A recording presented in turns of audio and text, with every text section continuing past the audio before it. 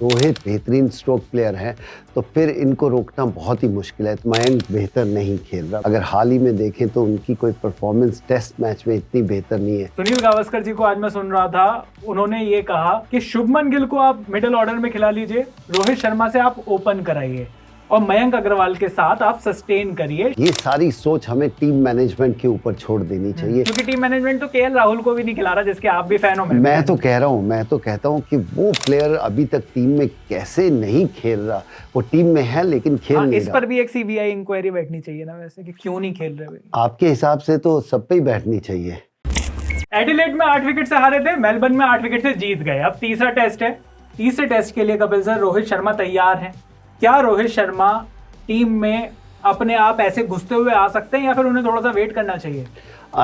जैसी परफॉर्मेंस शायद आप देखना चाहते हैं कि मयंक बेहतर नहीं खेल रहा। बहुत ही बढ़िया बल्लेबाज है, जब आया था बहुत रन बनाए थे। अगर हाल ही में देखें तो उनकी कोई परफॉर्मेंस टेस्ट मैच में इतनी बेहतर नहीं है। हाँ, न्यूजीलैंड में भी कुछ खास नहीं खेल पाए थे और ऑस्ट्रेलिया की पिचेस पर इस बार कम से कम अच्छा नहीं खेल रहे। हाँ, तो अगर आप ये देखेंगे और रोहित दूसरी तरफ देखें तो बहुत ही एक्सपीरियंस है, बहुत अच्छी बल्लेबाजी कर रहे हैं और ओपनर एक अच्छा मिल जाता है तो बेहतर ही होगा। इसलिए मैं ये कहूँगा कि अगर वो आ भी जाते हैं तो हमें ये नहीं कहना चाहिए मयंक अग्रवाल को इनका जी ख़त्म हो गया। नहीं, टीम में आने के लिए वो थोड़ी बहुत जुनून, वो स्ट्रगल जो है ना, वो बहुत मज़ेदार है। हेल्दी कंपटीशन है, वो होना भी चाहिए और वो टीम के लिए बहुत बेहतर है। तो रोहित का एक्सपीरियंस है, अगर उनके वो पहले 5-6 ओवर 7 ओवर निकल जाएं तो फिर वो ऐसे प्लेयर नहीं है कि आप उनको 40 पे आउट कर लेंगे, 50 पे आउट कर लेंगे, फिर आप 200 पे ही देखेंगे, 150 पे ही देखेंगे। पर सर, रोहित शर्मा के बारे में कहा जाता है कि उनकी ज़्यादातर जो अच्छी परफॉर्मेंस है वो इंडियन पिचेस पर आई है। अभी इंडिया के बाहर जब वो खेले हैं तो बहुत ज्यादा रन नहीं बनाए।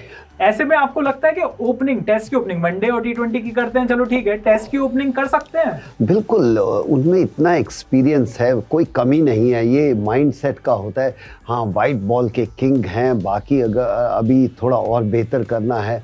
क्रिकेट तो वही है, बस वही पहले बोला कि पहले 8-10 ओवर अगर निकल जाएं, अपने आप को संभाल लें, क्योंकि इतने बेहतरीन स्ट्रोक प्लेयर हैं तो फिर इनको रोकना बहुत ही मुश्किल है। तो मुझे अपनी क्रिकेट के हिसाब से अगर मैं बात करूं कि रोहित का मुकाबला किसी से करना नहीं चाहिए। जिस दिन वो चलेंगे तो टीम एक जुट बन जाती है। पर एक राय और भी आ रही है सर। सुनील गावस्कर जी को आज मैं सुन रहा था, उन्होंने ये कहा कि शुभमन गिल को आप मिडिल ऑर्डर में खिला लीजिए, रोहित शर्मा से आप ओपन कराइए और मयंक अग्रवाल के साथ आप सस्टेन करिए। शायद हनुमा विहारी को आप मिडिल ऑर्डर से हटा सकते हैं। क्या आप इस तरीके का कॉम्बिनेशन की आपको सही लगता है? देखिए, ये सुनील गावस्कर के अपने पर्सनल ओपिनियन है, जैसे मेरी ओपिनियन है, और हमें उसके ऊपर उनकी सोच को सामने रखना चाहिए। लेकिन ये सारी सोच हमें टीम मैनेजमेंट के ऊपर छोड़ देनी चाहिए, क्योंकि टीम मैनेजमेंट तो केएल राहुल को भी नहीं खिला रहा, जिसके आप भी फैन हो। मैं तो कहता हूँ कि वो प्लेयर अभी तक टीम में कैसे नहीं खेल रहा।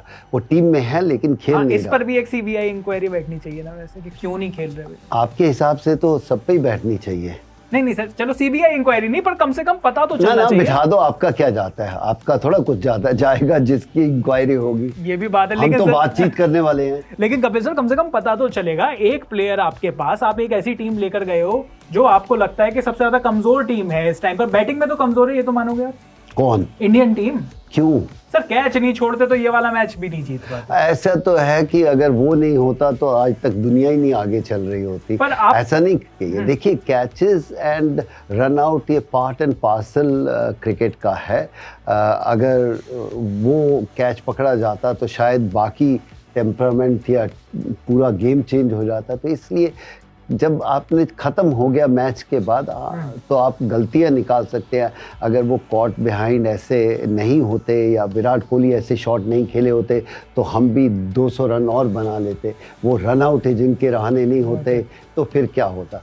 जो निकल गया उसके बारे में ये नहीं कह सकते, अगर वो होता तो क्या होता। पर मिडिल ऑर्डर, आपको लग रहा है कि मिडिल ऑर्डर में केएल राहुल की जगह वैसे बनती है? देखिए प्लेयर बड़ा है, अगर आ भी जाता है, आज ऐसे प्लेयर हैं कि अगर नंबर 5 खेलते हैं या ओपन करते हैं कोई फ़र्क नहीं, क्योंकि इन सबको ओपनिंग का भी एक्सपीरियंस है। आईपीएल ने वो दे दिया। हाँ, शायद उधर खेलने का तरीका अलग है, यहाँ पर रियल टेस्ट है। क्या केएल राहुल तो एक्चुअली ऑस्ट्रेलिया में ओपन भी कर चुके हैं पहले। हाँ, तो इसलिए आप उसको खिला सकते हैं। जब आप किसी के फ़ैन होते हैं ना, तो आप उनकी गलतियां नहीं निकालते, आप सोचते हैं कि ये इनमें सब अच्छे पॉइंट है, लेकिन टीम मैनेजमेंट को टीम देखना होगा। लेकिन जडेजा के आने से बल्लेबाजी बैलेंस तो बना है। बिल्कुल 5 गेंदबाज के साथ आ जाते हो। जैसे इस मैच में उमेश यादव इंजर्ड हो गए और कहीं आप फिर 3 गेंदबाज रह जाते, तो ये टेस्ट मैच जीतना बहुत कठिन हो जाता। तो इसलिए कहते हैं कि अगर आपका भरोसा जडेजा और अश्विन पे है कि ये संभाल लेंगे लोअर मिडल ऑर्डर, फिर आपको कोई चिंता नहीं ऊपर भेजने का या बीच में किसी को भेजने की। पर बात करते हैं दोबारा रोहित शर्मा की। सर, आपको लगता है विनिंग कॉम्बिनेशन, लोग कहते हैं विनिंग कॉम्बिनेशन से छेड़छाड़ मत करिए, यहाँ पर हनुमा विहारी ने भी कोई बहुत अच्छा परफॉर्म नहीं किया, मयंक अग्रवाल ने भी बहुत अच्छा परफॉर्म नहीं किया, पर विनिंग कॉम्बिनेशन में है वो, तो विनिंग कॉम्बिनेशन में छेड़छाड़ आपके हिसाब से की जा सकती है? तो अगर 2 टेस्ट और हो जाएं तो क्या आप सहमत होंगे कि विनिंग कॉम्बिनेशन चलने दो, विराट कोहली को भी बाहर रहने दो? ऐसा नहीं हो सकता।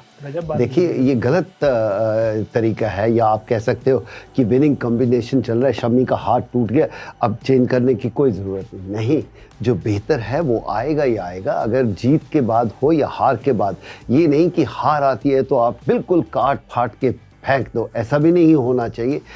टीम की क्या रिक्वायरमेंट है उसके ऊपर ज़्यादा निर्भर करता है। और अगर इंडिया के फास्ट बॉलर्स की बात करें सर, जो टॉप 4 फास्ट बॉलर्स थे, ईशांत शर्मा थे, वो नहीं है, मोहम्मद शमी थे, वो नहीं है, उमेश यादव थे, वो भी अब इंजर्ड हो गए। क्या आपको नहीं लगता भुवनेश्वर का नाम ले लिया करो? अरे सर, वो तो हमारे मेरठ के, हम उनका नाम लेना चाहते हैं, पर वो खेल कहाँ रहे हैं अभी, टेस्ट क्रिकेट वाली फिटनेस नहीं है ना। वो सेम अगर ईशांत शर्मा के पास कहें, वो भी फिट नहीं है, उमेश यादव भी फिट नहीं, मैं ये पूछ रहा हूँ, लेकिन इतने सारे जो आपके फ्रंट लाइन फास्ट बॉलर्स हैं वो अब अनफिट हैं, तीसरे मैच में जाते हुए इंडियन टीम आपको कमजोर तो नहीं लग रही? मैं एक बात कहूँ जो शायद अलग सी लगेगी सबको, हम ढूंढा करते थे हमारे वक्त पे कि कोई ऐसा गेंदबाज हो जो 140 पे फेंक दे।